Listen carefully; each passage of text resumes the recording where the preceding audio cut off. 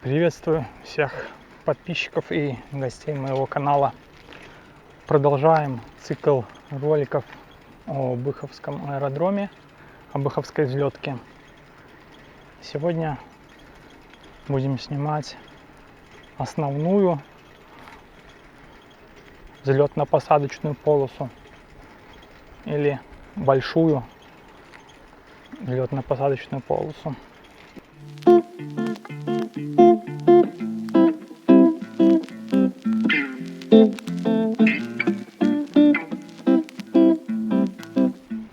Я уже снимал малую взлетно-посадочную полосу. Ссылка на ролик появится в правом верхнем углу. Также я давал выдержки из исторического документа. Согласно Яндекс.Картам, я измерил длину основной взлетно-посадочной полосы. Она составляет 3 километра.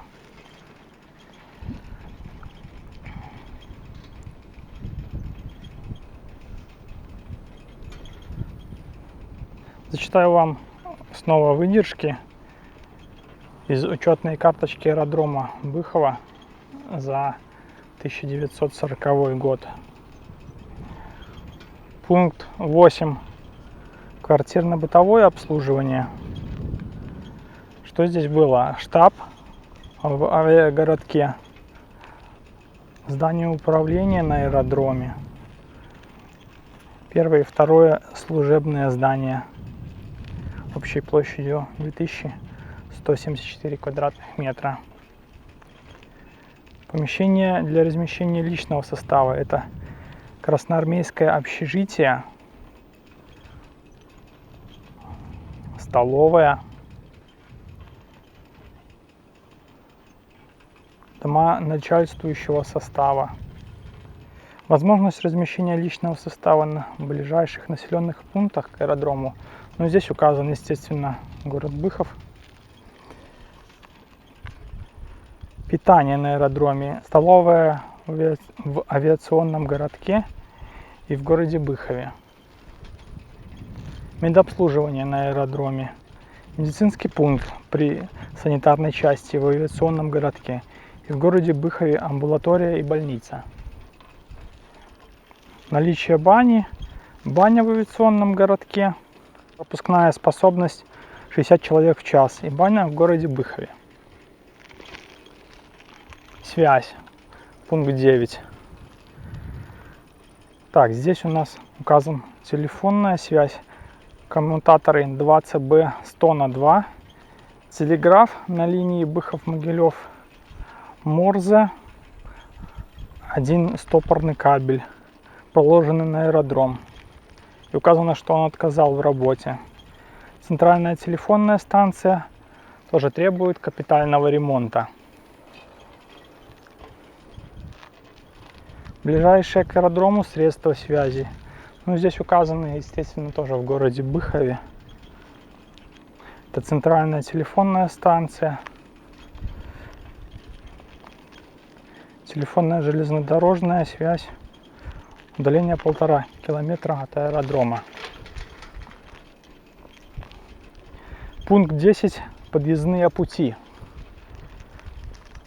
Характеристика путей от аэродрома до ближайших железнодорожных станций. До города Быхова и железнодорожной станции ведет шоссейная дорога расстоянием 2-3 километра. Проходимость дороги для всех видов транспорта. Наличие средств передвижения, средства передвижные, автотранспорт. Ну и пункт 11. Это у нас охрана и оборона аэродрома. Наличие естественных средств маскировки. Это хвойный лес в западной части аэродрома. Кстати, вот эта взлетно-посадочная полоса основная, она с двух сторон ограждена лесом. Можете видеть по съемке. Характеристика окружающей аэродром местности.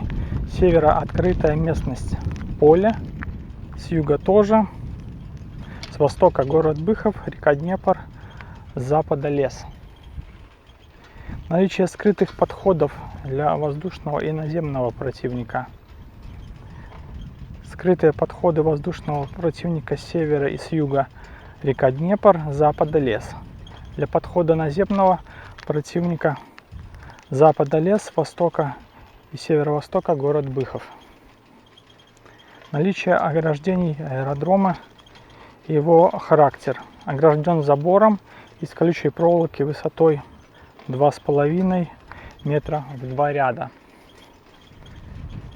Местные средства и организация ПВО. 3 зенитно-пулеметные установки и людские силы авиационного гарнизона. Пункт 12. Пригодность аэродрома для летной работы по временам года и для каких типов самолетов. Пригоден для всех типов самолетов зимой и летом. Данные этой учетной карточки хранятся ныне в фондах Российского государственного военного архива. Это Москва, Российская Федерация. Ее оригинал содержится в фонде 29, опись 56, дело 283, листы 61-65.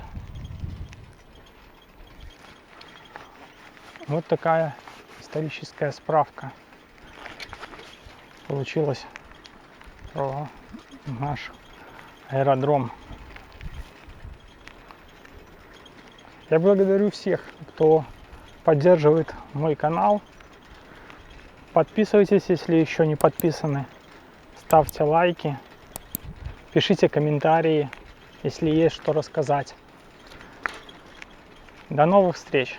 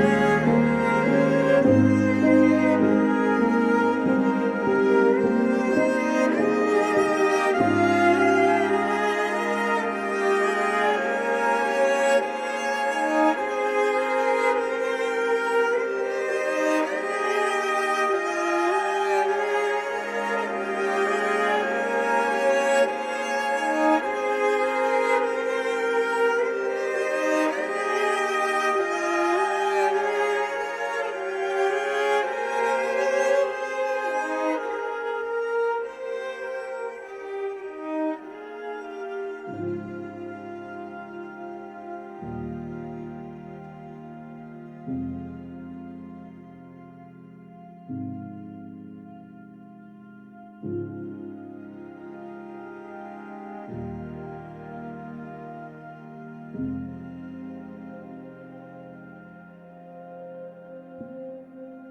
you.